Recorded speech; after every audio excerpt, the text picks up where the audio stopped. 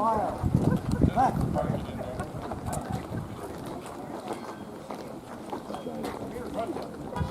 Hold. Front. Left. Rest.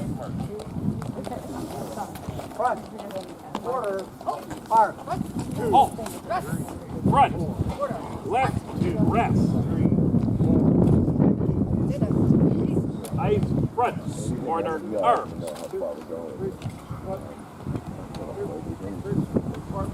And at ease. Touch, stay up! Attention! Shoulder! Arms! 1, 2. Tie will form line at the front, but we're in the left by sections. Left way out! Get you five. I'm like, this is not at all. March! Everything is just like this is like. Oh, No, just back to the other.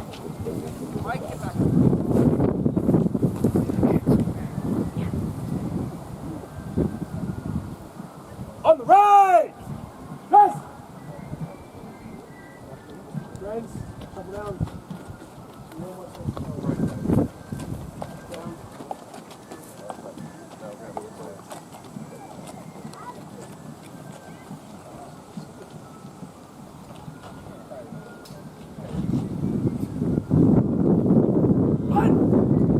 Order! Arms! 2, 3, 4. 2, 3, 4. Pace! Silence!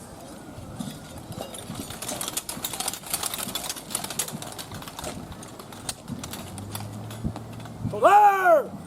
Arms! 1, 2.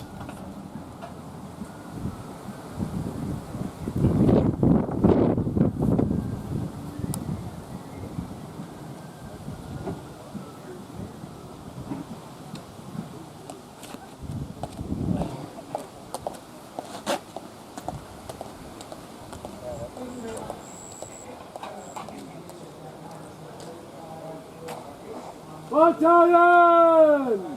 Order! Arms! 2, 3, 4. 2, 3, 4. Shoulder! Arms! 1, 2. March on the colors! To the colors! Freezes! Arms! 2, 3, 4. 2, 3, 4.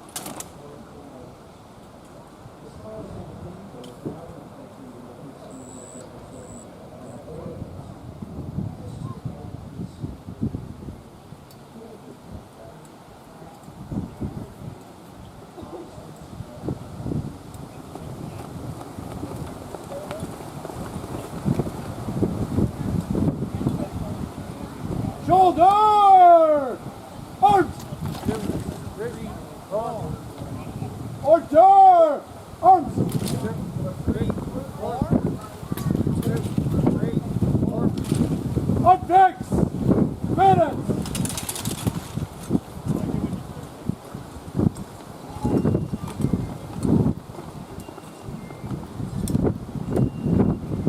Shoulder! Arms! 1, 2. Battalion will move off to the right in open column of companies. 5 companies on your left. Backwards wheel. March!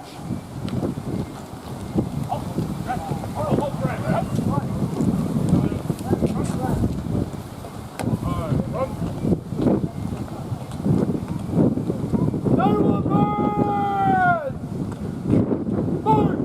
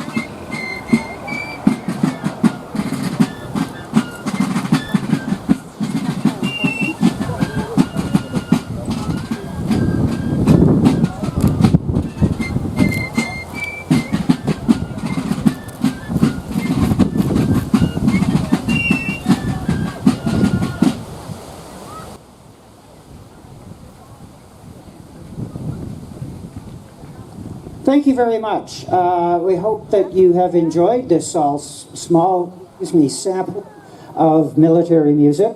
If you would like to know more about us, you can find us on the web at drums1812.org. Thank you for your attention this afternoon. We hope you enjoy the rest of the afternoon. We're going to march off to two tunes that you might be familiar with and are still played in both the British and sometimes the Canadian Army. British Grenadiers and Rural Britannia. Thank you.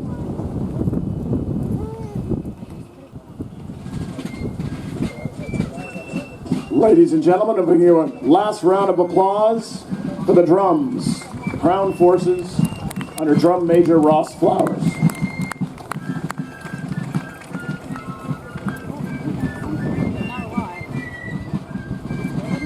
Now, since this is a free event and it's not gated, and maybe you just wandered into the park today, we're going to warn you in the next half an hour, it's going to get rather noisy. It's going to get smoky. If you have a sensitive car alarm, sensitive pets, sensitive hearing, you might not want to stay in the park here for the next little bit as we transform it into a reenacted battlefield. Obviously, we'll ask you to stay off the field. And then the other thing we get asked for people is, where should I sit? This isn't a television screen. This is a battlefield. So we tell people you might want to stay mobile because the action here goes up and down the entire length of this field because the Americans over there are getting ready to storm the British guns at the other end of the field. And those guns are rather exposed. There's no redcoats out there helping them. So the action goes up and down the field here. So you might want to be mobile so you can stay close to the action.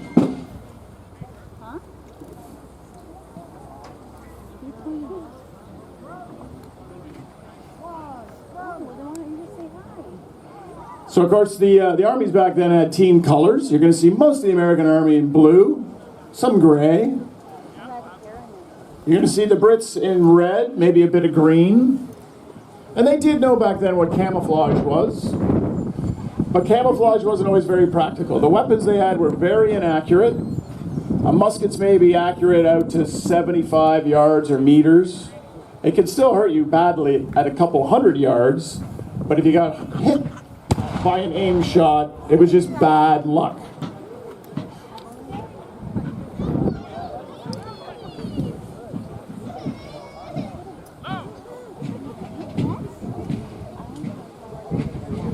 And they did have riflemen on the field. And a rifle was 3 times more accurate than a musket, but it took 3 times longer to load. And it cost 5 times more to manufacture. So most soldiers and even native warriors carried a smooth-bore musket, a little quicker to load at close range. And battles were often at close range because on a smoky battlefield, you often couldn't see your enemy very well. So if somebody steps out of the smoke wearing a color you don't recognize, you shoot them. That's a pretty simple rule. So you have a red team and a blue team. The Leafs, the Habs, you can insert your favorite sports teams there.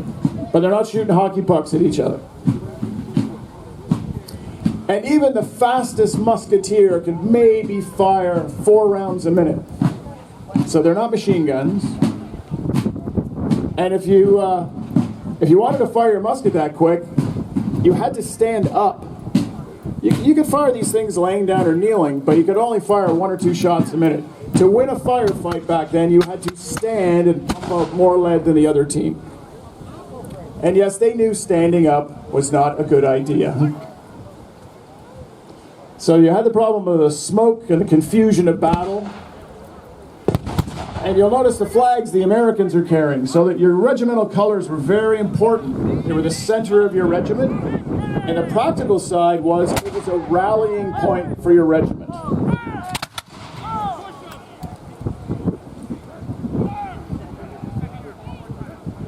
So right now on the field, the Americans are heading out to take out those guns. There's only a handful of Canadian militia on the field. bravely going forward to confront them from the York militia.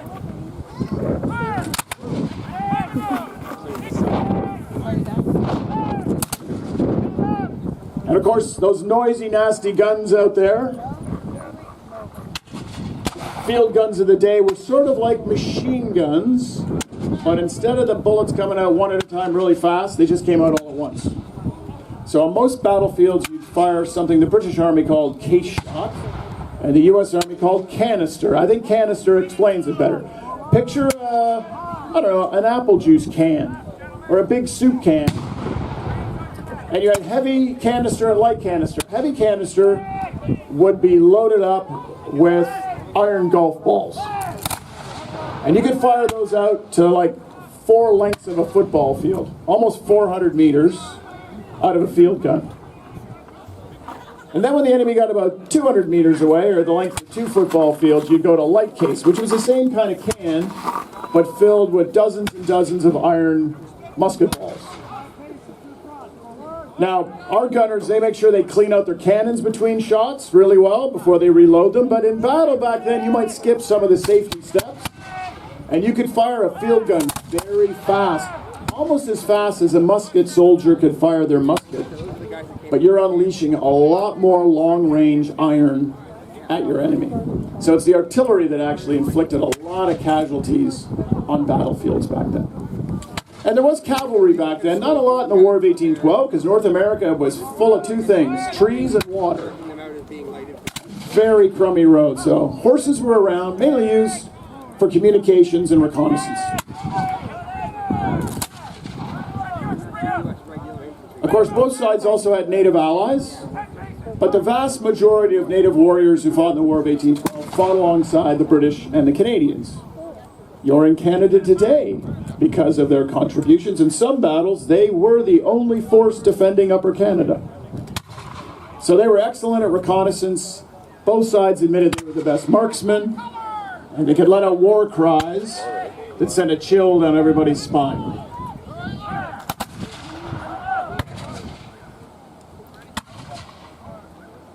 So you can see some of the soldiers are kneeling. Again, it takes a little longer to load. And they can spread out. You might just work with one other soldier taking turns firing your muskets.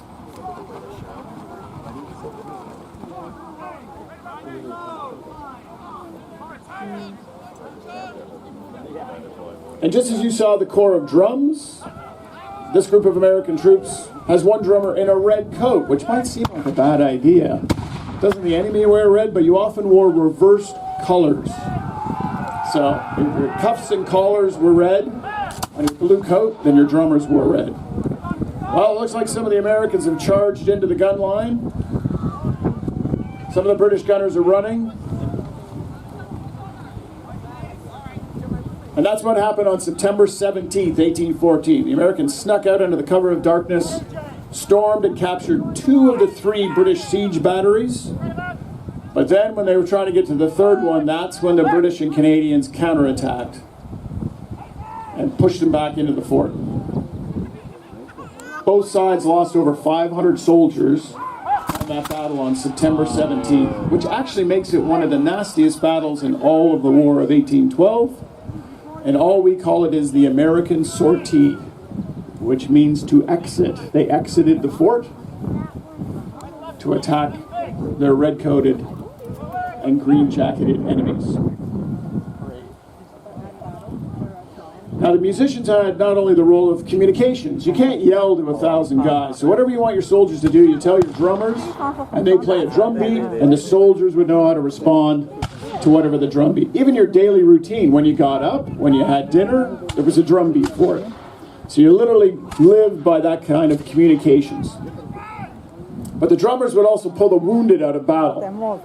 Not to really give the guys first aid, but to make sure there was no holes in the battle line. And yeah, there were drummer boys back then, and there were boy soldiers. Some as young as 12 or 13. But most of the company drummers actually were not kids. Drummers got paid the same as a corporal. They got a much snazzier uniform. They had to be able to play the drum, the fife, and a bugle.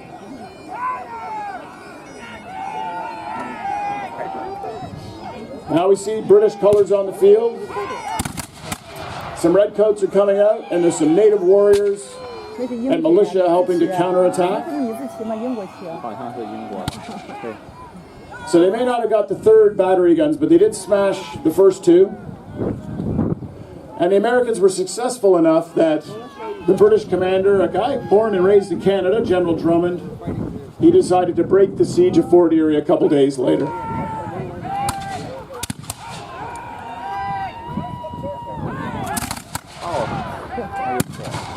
Now the soldiers will try to fire in volleys. And there's two reasons to do that. One, it's safer. When you fire a flintlock musket, flame shoots out the back of it. So if the guy standing next to you has a musket cartridge in his mouth, tearing it off, you can set it off. So it won't blow his head off, but it might leave a mark. The other reason to fire in volleys is the sound it made. So really well-trained infantry will start to sound like little cannons going off. And even miles away, that sends a message to your enemy. If you hear musket fire that sounds like popcorn popping, maybe you're just fighting the local militia. But if the musket fire sounds like small cannons going off, you know you are fighting trained, disciplined soldiers.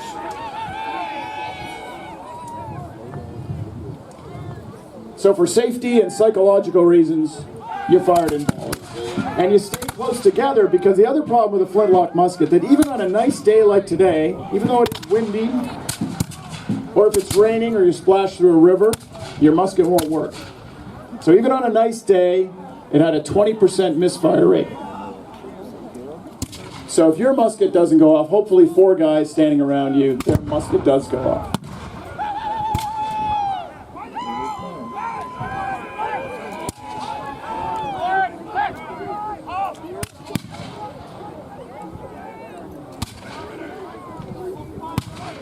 Now people will say, well, this is still silly. They just stand up, march together, shoulder to shoulder.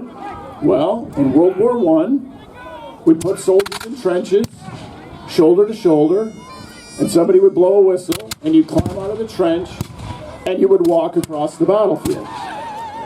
In World War II, we loaded soldiers into landing craft, shoulder to shoulder, 30 guys deep maybe, and when the ramp went down, with 100 pounds of gear on, you had to charge up that beach. But by then, the enemy had machine guns that could fire 1,200 rounds a minute. So warfare is not smart. It's bad. It ends badly for the men involved, the families back home. And if you had our memorial service this morning, the American commander on the field who's visiting us from Fort Meigs, Ohio, pointed out that most of the men killed in the War of 1812 would never have a known grave.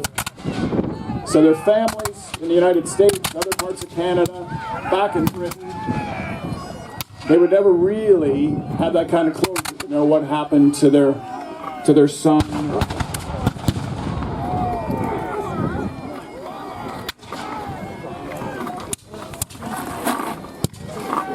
Now the cannons are noisy, but most of the cannons on the field today are firing about 1/2 of the service charge, even less than 1/2 of a service charge that they would have had in the War of 1812.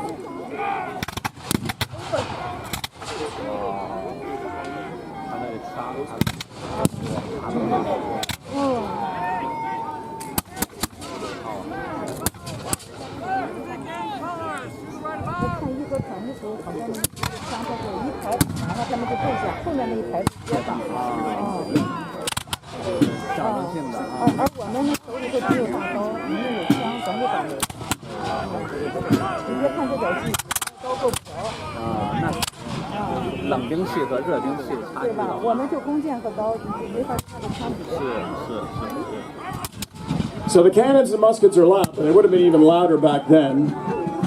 And all those field guns that are firing would have recoiled back probably about 5 or 6 feet or a couple meters every time it went off. So the gunners had to drag it back up, clean the gun out, load it up, and blast away again.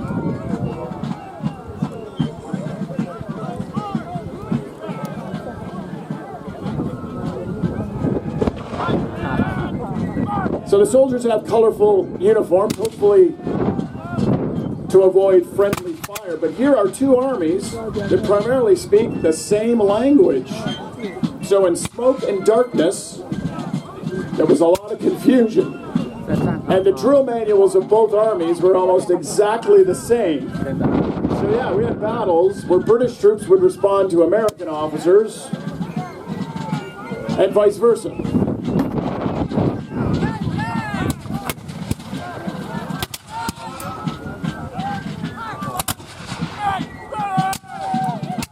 Now, something else that was fashionable in the day was the top hat had come out, or what would be known as the top hat.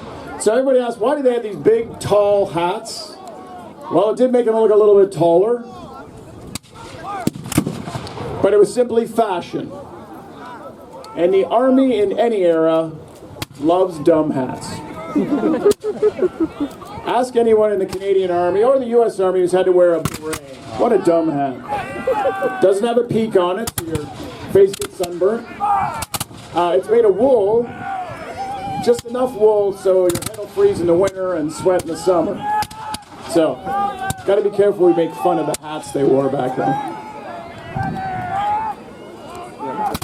And then every regiment had specialist troops. So you'll see some soldiers wearing an apron and carrying an axe. Those were called the pioneers. They had two jobs: to clear and create obstacles on the battlefield. That's why they had all that cutting equipment. And the other job was to butcher the meat that might have traveled with you in your army. Of course, you've got the flag bearers, who are often the junior officers in the regiment, guarded by some of the oldest sergeants. You had light infantry troops, who would go on ahead of the main line and skirmish.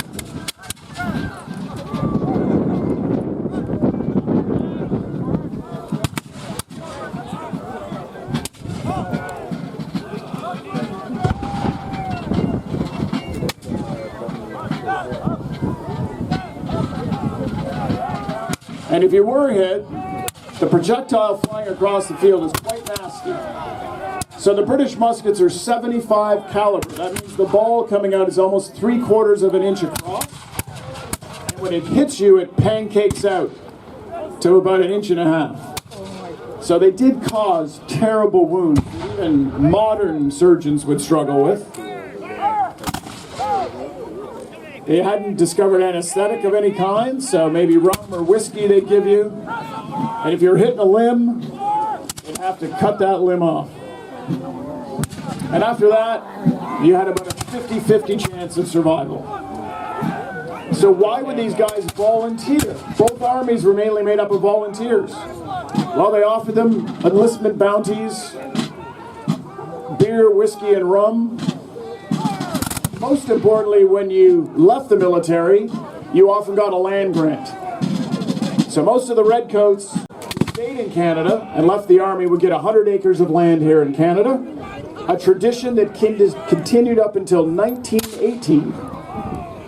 The Americans were having trouble recruiting and eventually offered 160 acres of land. So this was incredibly important because if you didn't own land, you weren't really a citizen. So military service in any era was often a way to become a citizen with full rights and privileges.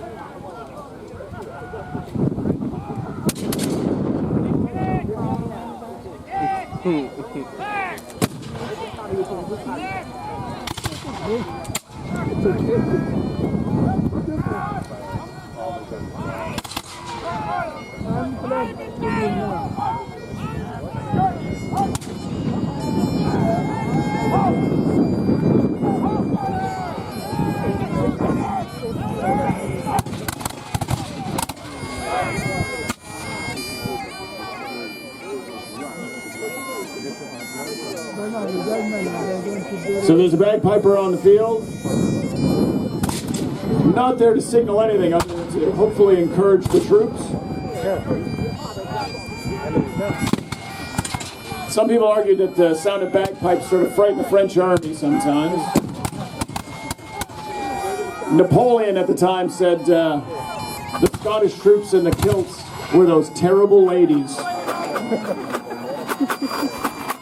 So keep in mind, while this war is going on in North America, there's a massive war going on in Europe. So in 1812, the British are busy, and they're the only people fighting Napoleon. So when the U.S. government declared war in June of 1812, Napoleon was at the height of his power. So this seemed like marching into Canada would be pretty easy. And 6 days later, Napoleon marched into Russia. Bad idea. And they kind of forgot that much of the population here, many were loyalists who fled following the Revolutionary War. Many of the indigenous people here have fled. And Upper Canada has passed laws against slavery. So this is the beginnings of the Underground Railroad. So there's a significant number of black troops who serve defending Canada to literally defend their freedom, to finally destroy that odious institution of slavery. And really, this stretch of the Niagara River from Buffalo here over to Fort Erie is probably the major crossing point into Canada of the Underground Railroad. And it only makes sense. If you have to walk from Virginia or North Carolina, Fort Erie is the first little corner of Canada you're going to come to.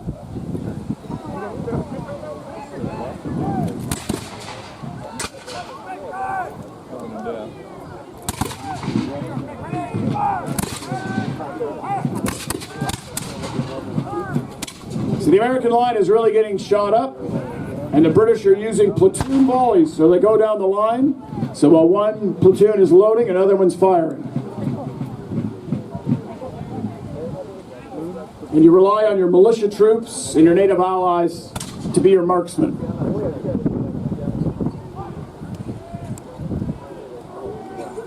Well, one of the American officers is getting carried off the field by a brave corporal.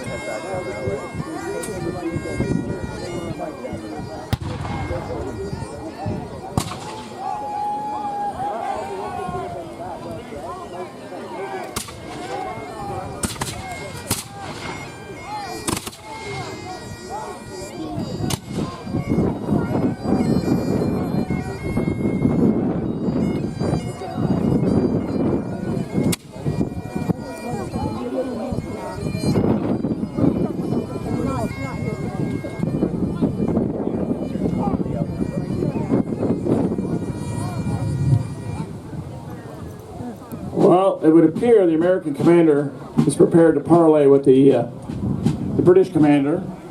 This is very gentlemanly. This did not happen that often in the War of 1812.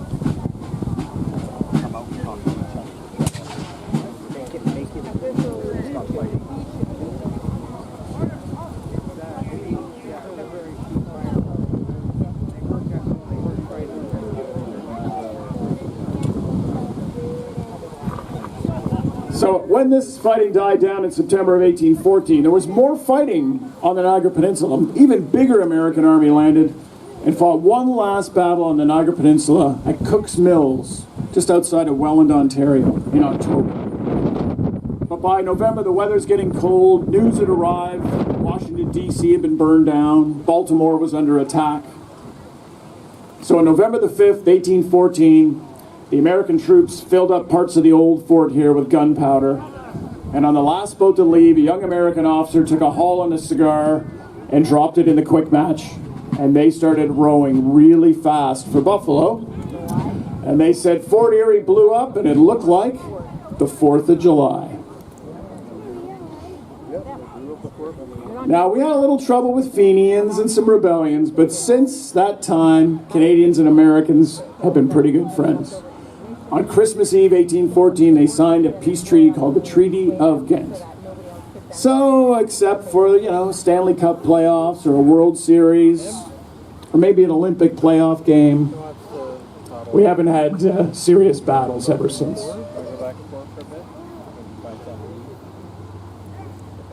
So at this point, ladies and gentlemen, we've had a bit of fun, but if you can, we'd ask you to stand maybe doff your cap as the drums play a lament to the fallen. Because this beautiful park today, 210 years ago, this month, it was a horrible battlefield.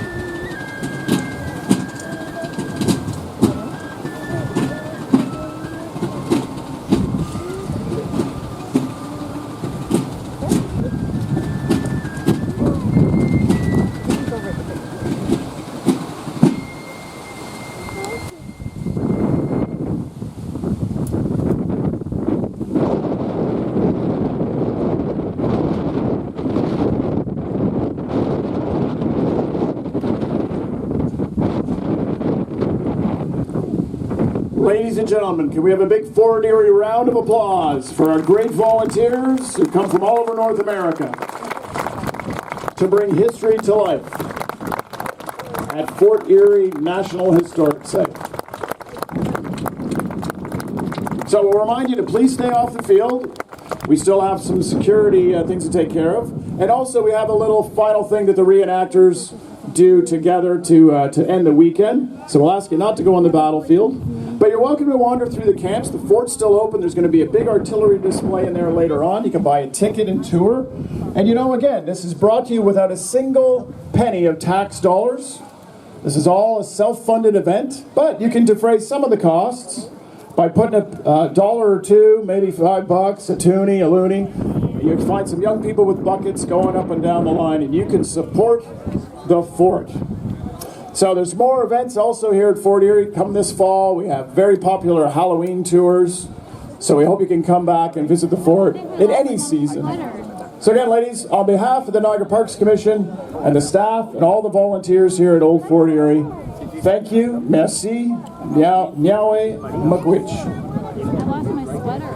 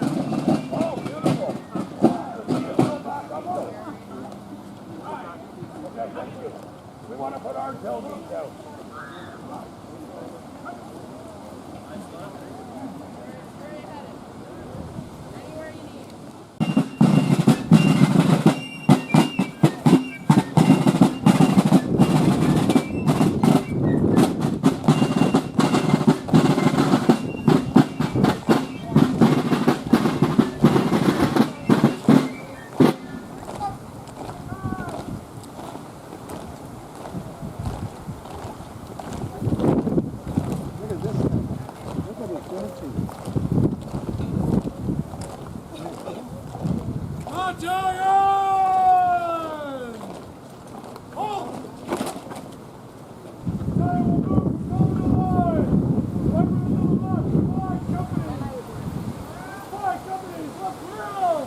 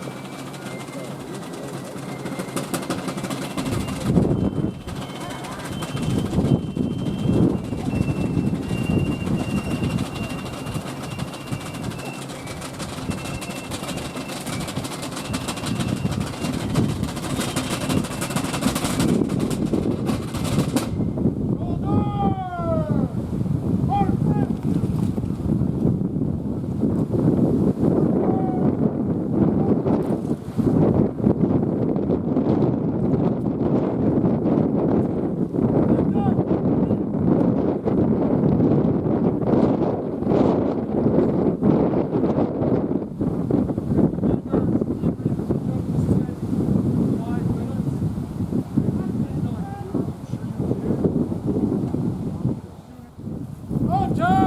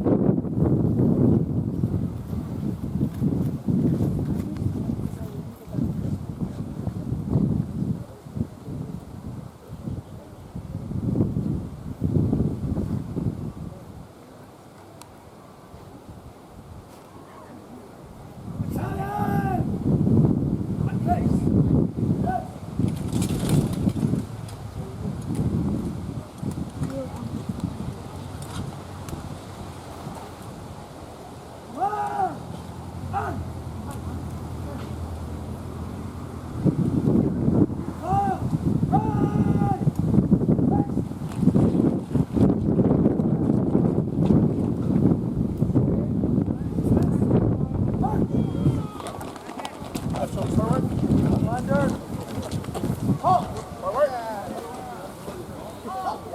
Halt!